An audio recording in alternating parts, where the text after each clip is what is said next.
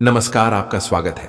दोस्तों, आज मैं आपको पितृपक्ष की सर्वपितृ अमावस्या की महान कथा सुनाने जा रहा हूं।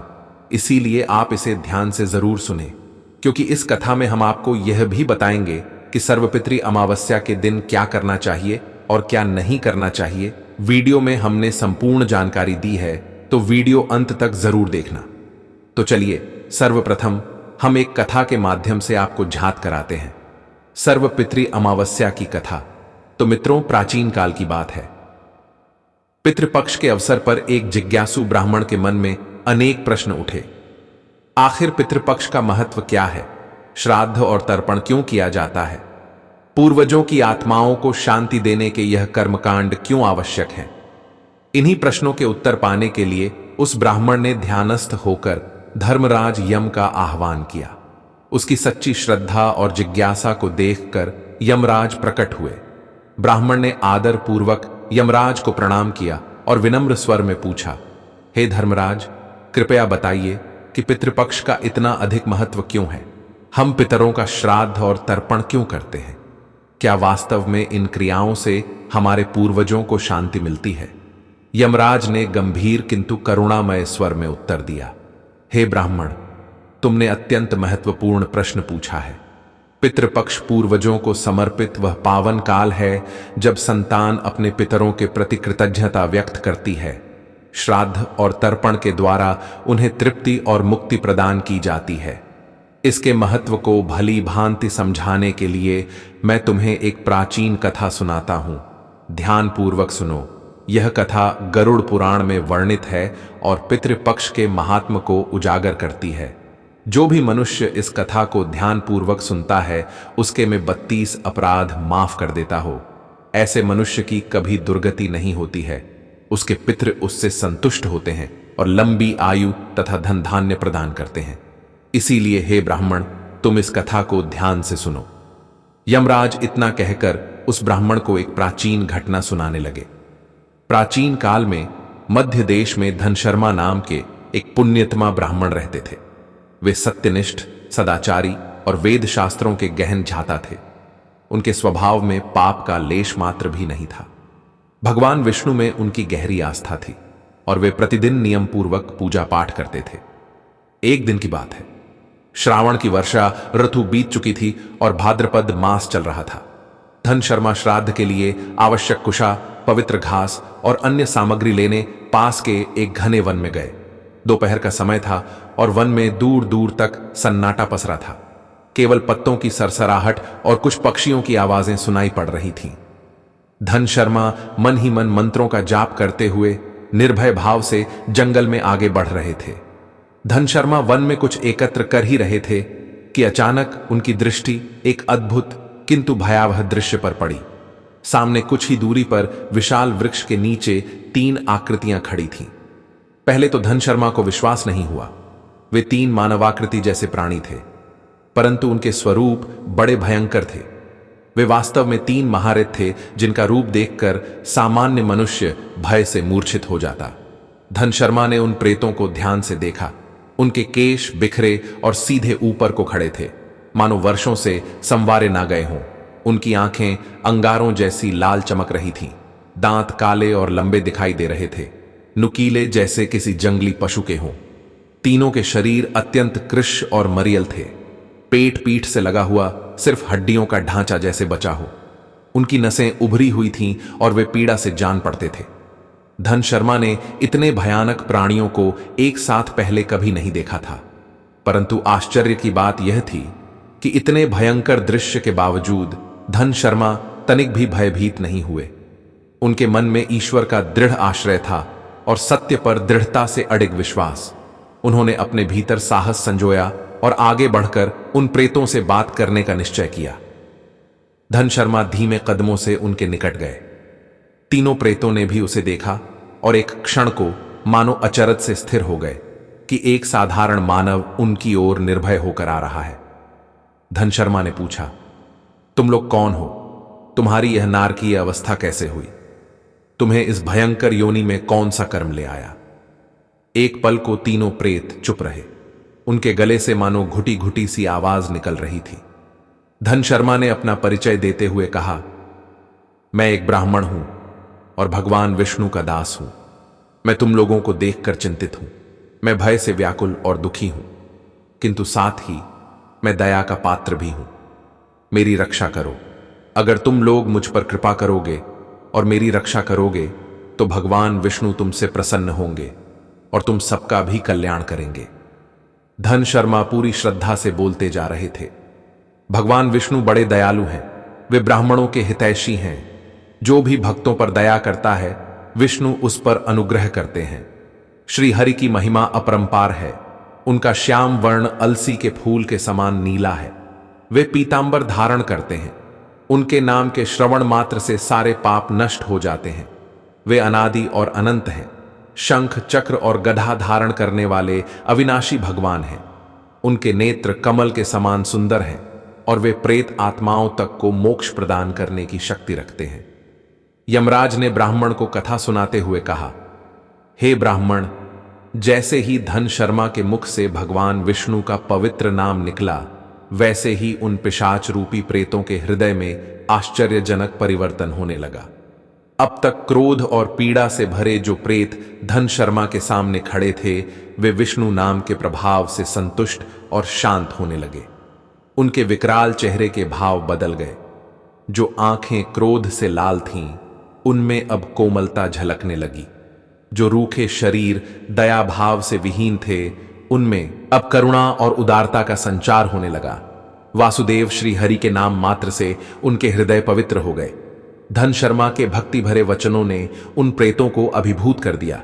धीरे धीरे तीनों प्रेतों के चेहरे पर प्रसन्नता की छाया दिखाई देने लगी। ऐसा प्रतीत हुआ मानो एक ठंडी शांत लहर उन तप्त आत्माओं पर बह चली हो। फिर वे प्रेत मानवीय वाणी में बातें करने को उद्यत हुए। उनमें से एक प्रेत ने कहा, हे विप्र, केवल तुम्हारे दर्शन मात्र से और भगवान श्री हरि का नाम सुनने से हमारे हृदय का भाव क्षर भर में बदल गया है। अभी कुछ पल पहले तक हम क्रोध, दुख और व्यथा की अग्नि में जल रहे थे, किंतु तुम्हारे आते ही हमारी अवस्था दूसरी हो गई है। अब हमारी वृत्ति में दया जाग उठी है। मन में शांति का अनुभव हो रहा है। निसंदेह एक सच्चे वैष्णव पुरुष का समागम सारे पापों को दूर भगा देता है। तुम्हारे जैसे भक्त का संग जीवन में कल्याणकारी परिवर्तन लाता है और पाप के अंधकार को दूर करके यश व पुण्य का प्रकाश फैलाता है। तीनों प्रेतों ने धन शर्मा के प्रति कृतज्ञता से सिर झुकाया। फिर एक ने कहा, हे ब्राह्मण देव, तुमने हमारे प्रति दया दिखाई है, अतः हम अपना परिचय तुमसे छिपाना नहीं चाहेंगे। हमारे इस भयंकर रूप और दुर्दशा का कारण जानकर ही तुम समझ सकोगे कि हम पर कैसी विपत्ति आई हुई है। सुनो, हम कौन हैं और हमें यह नारकीय अवस्था क्यों मिली। धन शर्मा ने ध्यान से उनकी ओर देखा और सिर हिलाकर सहमति जताई। तीनों प्रेत अब बारी बारी से अपनी आपबीती सुनाने लगे। पहला प्रेत आगे बढ़कर बोला, मेरा नाम कृतज्ञ है, क्योंकि पूर्व जन्म में मैं बड़ा कृतज्ञ था। मैंने अपने माता पिता तक का आदर नहीं किया, कभी उनके लिए श्राद्ध तर्पण नहीं किया। मैं सदा अपनों का उपकार भूलता रहा, गुरुजन और बड़ों का अनादर करता रहा। मेरी कृतज्ञता से मेरे पितृग भी मुझसे असंतुष्ट और क्रुद्ध रहे। इन्हीं पापों के फल स्वरूप मृत्यु के बाद मुझे कठोर दंड मिला और अंततः इस प्रेत योनि में भटकना पड़ा। दूसरे प्रेत ने अपनी व्यथा सुनाई। मेरा नाम विद्वत है। पूर्व जन्म में मैं हरिवीर नामक राजा था, पर घोर अभिमानी और नास्तिक होने के कारण अधर्म करता रहा। न देव पूजन किया, न गुरु ब्राह्मणों का सम्मान या दान। मैं रोज बिना पूजा पाठ के भोजन करता और विद्वानों की निंदा करता था। मैंने अपने पितरों को भी कभी याद नहीं किया, न श्राद्ध तर्पण किया। इन पापों के कारण मौत के बाद नरक की यातनाएं भोगी और अंततः प्रेत योनि में आ गिरा। दूसरे प्रेत की कथा सुनकर धन शर्मा का हृदय द्रवित हो उठा। उन्होंने देखा कि विद्वत की आंखों में पश्चाताप के आंसू भर आए और उसका कृश शरीर थरथरा रहा था। अपने पिछले जन्म की गलतियों का एहसास उसे तड़पा रहा था। तीसरा प्रेत आगे आया और बोला, मैं शनव नामक प्रेत हूं। मेरे पूर्व जन्म का नाम गौतम था और मैं मध्य देश का एक ब्राह्मण था। दुर्भाग्य से मैंने पितृपक्ष में कभी कोई धर्म कर्म नहीं किया। भाद्रपद मास के श्राद्ध पक्ष में न स्नान किया, न दान, न हवन या पूजा पाठ। मैंने अपने पूर्वजों को तर्पण तक नहीं दिया। इस तरह पितरों की अवज्ञा करके मैंने अपने सारे पुण्य नष्ट कर डाले। फलतः मरने के बाद मेरी आत्मा इस प्रेत योनि में भटक रही है। तीनों प्रेतों की करुण कथा सुनकर धन शर्मा की आंखें भर आईं।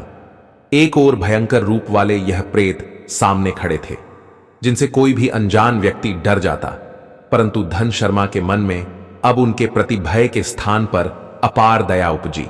उन्होंने जाना कि इन सभी को अपने पापों और विशेषकर पूर्वजों की अवहेलना के कारण ऐसी यातनापूर्ण गति मिली है। तीनों ने अपने अपने पितरों का निरादर किया था, श्राद्ध तर्पण जैसे पवित्र कर्तव्यों से मुख मोड़ा था। उनके पूर्वजों की आत्माएं असंतुष्ट और दुखी रहीं, इसलिए मृत्यु के बाद इन्हें प्रेत योनि में भटकना पड़ा। कुछ देर सब चुप रहे। वन की निस्तब्धता में केवल पत्तों की सरसराहट और दूर किसी पक्षी का स्वर सुनाई दे रहा था। अंततः धन शर्मा ने अपने आंसू पोंछे और बोले, आप लोगों की दारुण कथा सुनकर मेरे हृदय में गहरी वेदना हो रही है। यह जानकर बड़ा दुख होता है कि धर्म से विमुख होने पर आत्मा को कितनी कष्टप्रद दशा से गुजरना पड़ता है। आपने अपना परिचय और अपने कष्ट मुझे बताएं, इसके लिए मैं कृतज्ञ हूं। अब यह विनीत ब्राह्मण आपसे पूछता है कि मैं आपके लिए क्या कर सकता हूं। मैं भगवान विष्णु का भक्त हूं। यदि मेरे द्वारा कोई सेवा हो सके तो कृपा करके बताइए। संभवतः ईश्वर ने ही मुझे यहां आपसे मिलवाया है, ताकि मैं आप दुखियारों की कुछ सहायता कर सकूं। धन शर्मा की सहृदयता से प्रभावित होकर तीनों प्रेत एक दूसरे की ओर देखने लगे। फिर तीसरे प्रेत गौतम ने आगे बढ़कर हाथ जोड़ते हुए कहा, हे सदाशय ब्राह्मण, तुम्हारी दयालुता के लिए हम आभारी हैं। सच में हम चाहते हैं कि हमारा उद्धार हो जाए। इस यातना भरे प्रेत जीवन से हमें मुक्ति मिल जाए, परंतु हमारा पाप इतना भारी है कि अपने बल पर हम इससे छुटकारा नहीं पा सकते। कुछ क्षण रुककर प्रेत गौतम ने कहा, मेरे पास एक उपाय है, किंतु उसमें तुम्हारी सहायता चाहिए। सुनो, मेरा एक पुत्र है जो पृथ्वी लोक पर अभी जीवित है। वह धर्मशील है और श्राद्धा आदि विधान को जानता है। यदि उसे हमारी इस दुर्दशा का पता चल जाए तो वह अवश्य हमारा उद्धार करने का प्रयास करेगा। मेरे उस पुत्र का नाम धन शर्मा है। हे स्वामिन, तुम कृपा कर उसके पास जाकर हमारी यह दशा उसे बताना और समझाना कि हमारे लिए क्या करना आवश्यक है। हमारे लिए इतना परिश्रम कर दो, परोपकार का फल यज्ञ, दान और तप से भी बढ़कर होता है। मुझे विश्वास है मेरा पुत्र मेरा तारणहार बनेगा, किंतु किसी को तो उसे बताना होगा कि उसके पितरों की क्या अवस्था है। तुम विद्वान हो, कृपालु हो, मेरी बात अवश्य मानोगे। हमारा कार्य पूरा कर दो। धन शर्मा यह सब चुपचाप सुन रहे थे। जैसे ही प्रेत गौतम के मुख से उसके पुत्र का नाम निकला, धन शर्मा का हृदय जोर से ढलक उठा। उन्होंने पूछा, स्वामिन, क्या आपका पुत्र धन शर्मा ही है? प्रेत अवैष्णव बोला, हां, मेरे पुत्र का यही नाम है। वह मेरा इकलौता पुत्र है। शायद अब तक मुझे भूल चुका होगा या उसे पता भी ना हो कि उसके पिता की आत्मा किस दुर्गति में भटक रही है। धन शर्मा से अब रहा ना गया। वो भाव विवल होकर प्रेत के चरणों में गिर पड़ा और रोते हुए बोला, पिताजी, मैं ही आपका पुत्र धन शर्मा हूं। मैं इतना अभागा हूं कि आपको पहचाना नहीं और आपके कष्ट दूर नहीं कर पाया। पुत्र होकर भी आपके काम ना आ सका। इससे बड़ा पाप कुछ नहीं। कृपा करके मुझे क्षमा करें। यह सुनकर प्रेत गौतम की आंखों में भी आंसू भर आए। वो विस्मित और आनंदित होकर बोला, वत्स, तुम सचमुच मेरे पुत्र हो। निश्चय ही भगवान ने तुम्हें हमारी मुक्ति का साधन बनाकर भेजा है। फिर गौतम ने गहरी सांस लेकर कहा, बेटा, अब विलाप छोड़ो। ईश्वर की कृपा से तुम्हें हमारा उद्धार करना है। मैं तुम्हें बताता हूं कि तुम्हें क्या करना चाहिए। प्रेत गौतम ने कहा, वत्स, पितृपक्ष की अमावस्या के दिन विधि पूर्वक श्राद्ध कर्म करना। पवित्र नदी में स्नान करके संकल्प लो। फिर हमारे नाम से पिंडदान और तिलांजलि अर्पित करना। आदर पूर्वक 10 ब्राह्मणों को स्वादिष्ट भोजन करवाना। विशेषतः मीठी खीर का प्रसाद देकर उन्हें तृप्त करना। अंत में श्रद्धा पूर्वक दान दक्षिणा देना। 7 मिट्टी के घड़ों को स्वच्छ जल से भरकर पितरों के नाम पर दान करना। ऐसा करने से हमारी 7 पीढ़ियों तक के पितृ तृप्त होकर मुक्त होंगे। अपने सामर्थ्य अनुसार गौदान, अन्नदान तथा वस्त्रादि दान भी करना जिससे तुम्हारा पुण्य बढ़ेगा और हमारी मुक्ति का मार्ग प्रशस्त होगा। धन शर्मा ने सिर झुकाकर कहा, पिताजी, आपकी आज्ञा अनुसार मैं पूरा प्रयास करूंगा। आपकी कृपा से अवश्य सफलता मिलेगी। धन शर्मा ने तीनों प्रेतों की ओर कर्तव्य भाव से देखा। उन्होंने हाथ जोड़कर अपने पिता तथा दोनों अन्य प्रेतों को प्रणाम किया और दृढ़ स्वर में कहा, मैं अभी जाता हूं और पूरी तैयारी करता हूं। अगली अमावस्या आने ही वाली है। मैं श्राद्ध कर्म में कोई कसर नहीं छोड़ूंगा। आप सब अपनी कृपा बनाए रखें और मुझे आशीर्वाद दें कि मैं सफल हूं। धन शर्मा ने तुरंत अपने घर लौटकर श्राद्ध की तैयारी शुरू कर दी। नियत तिथि आने पर पितृपक्ष की अमावस्या की शुभ सुबह वे पवित्र नदी में स्नान करके सूर्य को अर्घ्य तथा पितरों के लिए तिलांजलि अर्पित कराए। फिर घर पर विधि विधान से श्राद्ध कर्म किया। उन्होंने अपने पिता, पितामह आदि पितरों के निमित्त श्रद्धा पूर्वक पिंडदान किया और जल तर्पण दिया। इसके बाद आदर पूर्वक 10 ब्राह्मणों को खीर समेत पौष्टिक भोजन कराया तथा दक्षिणा प्रदान की। अंत में 7 मिट्टी के घड़े पानी से भरकर पितरों के नाम पर दान दिए। साथ ही आवश्यक वस्तुओं का दान दक्षिणा भी किया। धन शर्मा ने पूरे मनोयोग से प्रार्थना की कि उसके पितृ तृप्त हो और उन्हें मुक्ति प्राप्त हो। श्राद्ध कर्म संपन्न होने के बाद धन शर्मा के मन में आशा की एक किरण जागी कि अब उन प्रेतात्माओं को शांति मिल जाएगी। उसी संध्या काल वह पुनः उस घने वन की ओर चल पड़े जहां उसकी भेंट उन 3 प्रेतों से हुई थी। उस संध्या धन शर्मा फिर उसी स्थान पर पहुंचे। उन्होंने देखा कि जिस पुराने वृक्ष के नीचे कल तक 3 भयानक प्रेत खड़े थे, वहां अब दिव्य प्रकाश ढैला हुआ है। उन प्रेतों के स्थान पर 3 दिव्य पुरुष खड़े थे। उनके चेहरे तेजस्वी और प्रसन्न थे। शरीर पर उजले रेशमी वस्त्र थे और गले में फूलों की मालाएं झूल रही थीं। धन शर्मा तुरंत समझ गए यह वही 3 आत्माएं हैं, लेकिन अब प्रेत योनि के बंधन से मुक्त होकर दिव्य रूप में प्रकट हुई हैं। धन शर्मा भाव विभोर होकर निकट आए और हाथ जोड़ दिए। सबसे आगे स्वयं उनके पिता गौतम खड़े थे, जिनका रूप अब अत्यंत शांत और सौम्य था। गौतम ने प्रेम पूर्वक हाथ बढ़ाकर पुत्र के सिर पर आशीष रखा। धन शर्मा आनंदातिरेक से उनके चरणों में झुक गए। गौतम ने स्नेहपूर्वक अपने पुत्र को उठाकर हृदय से लगाया। दोनों की आंखों से कृतज्ञता और हर्ष के आंसू बह निकले। गौतम ने प्रसन्न होकर कहा, पुत्र धन शर्मा, तुम्हारी श्रद्धा और सेवा से हम सबको मुक्ति मिल गई है। अब हम पितृक को जा रहे हैं।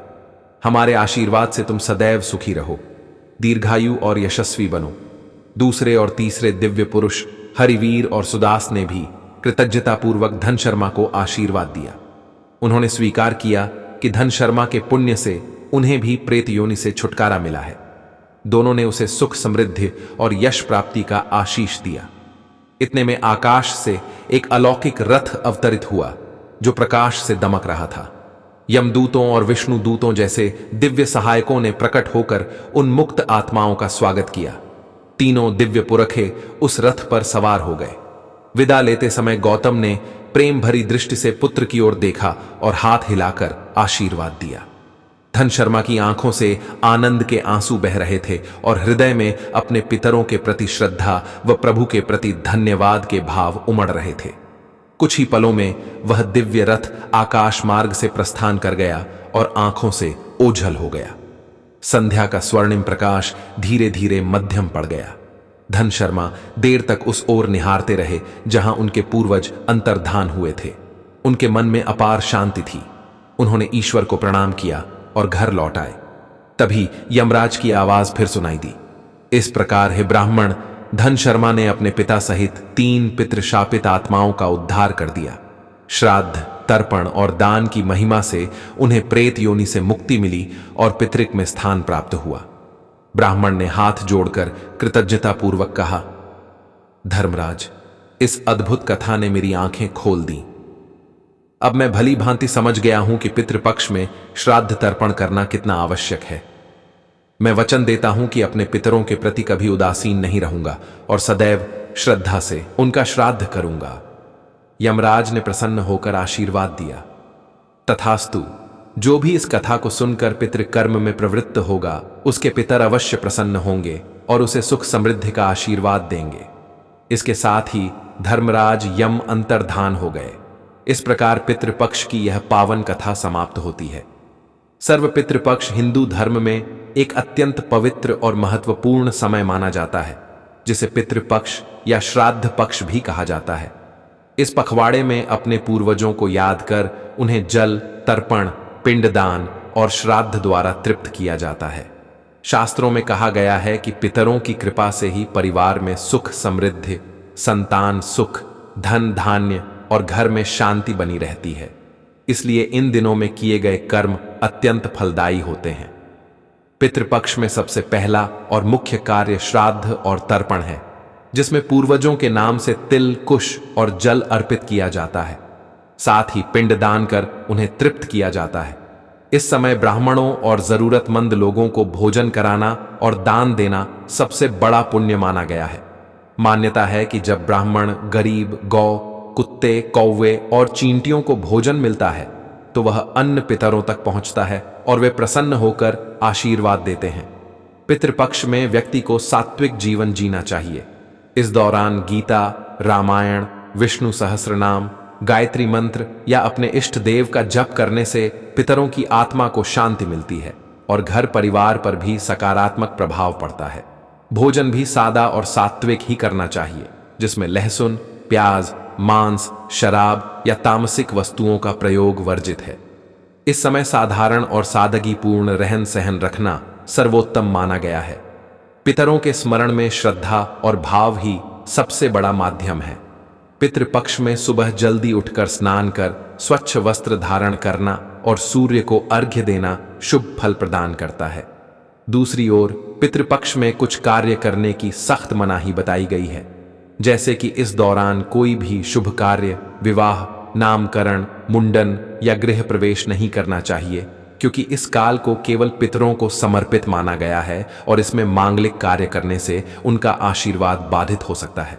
इसी प्रकार नए कपड़े, गहने, मकान, वाहन आदि की खरीद भी वर्जित मानी गई है।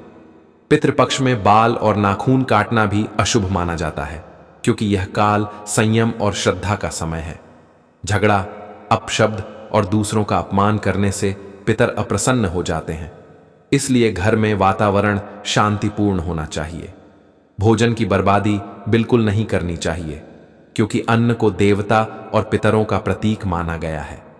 श्राद्ध कर्म हमेशा दिन में ही करना चाहिए। रात्रि में श्राद्ध करना अशुभ फल देने वाला बताया गया है। इस दौरान क्रोध, लालच, दिखावा और बनावट से बचना चाहिए।